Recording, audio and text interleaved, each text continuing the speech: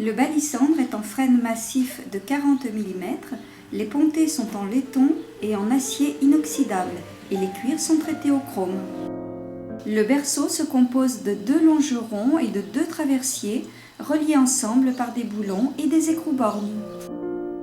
Les longerons sont relevés à l'arrière afin de respecter l'encellement de certains ânes.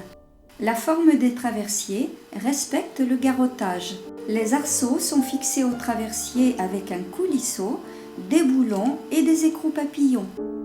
Pour le réglage des arceaux, on dévisse les écrous papillons, on fait coulisser l'arceau à la corpulence de l'âne et on resserre les écrous à la main. Les arceaux descendants enveloppent bien le corps de l'âne, ils assurent la stabilité du balissandre. Les patins sont montés sur silène-bloc de caoutchouc, ils se positionnent parfaitement à la morphologie du dos de l'animal et lui assurent un grand confort de portage. Et voici la pose du balissandre sur le dos de l'âne.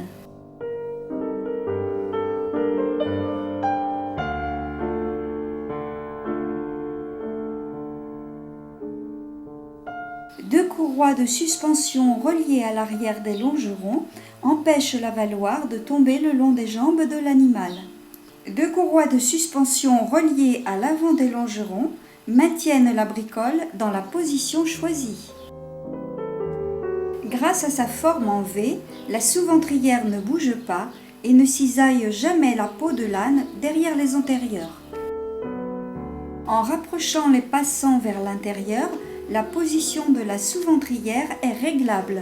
Pour la bloquer dans la position choisie, on écarte les passants vers l'extérieur. Une fois les cuirs réglés, ils se referment avec les 2 mousquetons. Quand on essaie de faire tourner un balissandre bien réglé, c'est le ventre de l'âne qui bouge. Pour enlever le balissandre, pas besoin de dérégler les cuirs. On défait la sous-ventrière, on défait les 2 mousquetons à l'avant et on fait glisser le balissandre vers l'arrière. Maintenant, on peut accrocher les bagagines l'une après l'autre puisque le balissandre ne tourne pas. Les pontées fixées à l'arrière des bagagines viennent se clipper dans les pièces U du balissandre. Les bagagines sont en appui sur le tombant des arceaux sans toucher le corps de l'âne. Elles font corps avec le balissandre, ce qui augmente sa stabilité. Les sacoches sont chargées haut. La garde au sol évite de heurter les rochers, les souches, les talus. Les anciens muletiers chargeaient toujours ainsi. Balissandre et bagagine ne formant qu'un élément, le centre de gravité se trouve 15 à 20 cm sous la colonne vertébrale de l'âne.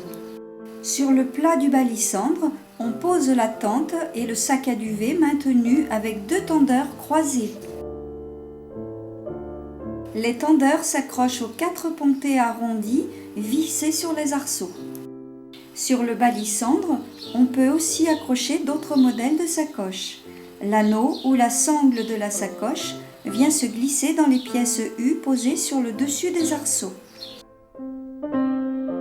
Avec 2 boulons et 2 écrous papillons, on peut installer une reposette sur le berceau du balissandre. Elle permet aux jeunes parents de randonner avec leurs enfants en bas âge. Ainsi, les petits-enfants peuvent se reposer et même s'endormir, bercés par le pas de l'âne. La reposette n'empêche pas de charger à l'arrière un autre bagage. Avec 2 boulons et 2 écrous papillons, on peut installer un baladou sur le berceau du balissandre. Il permet aux parents de randonner avec leurs enfants. Sitôt qu'ils sont fatigués, on les installe dans le baladou le temps qu'ils se reposent. Le baladou n'empêche pas de charger à l'arrière un autre bagage. Le balissandre est livré en pièces détachées. Gros avantage, à tout moment on peut commander et remplacer n'importe quel élément, ainsi le balissandre est éternel. Le confort de l'âne et la stabilité du balissandre garantissent des randonnées sans problème.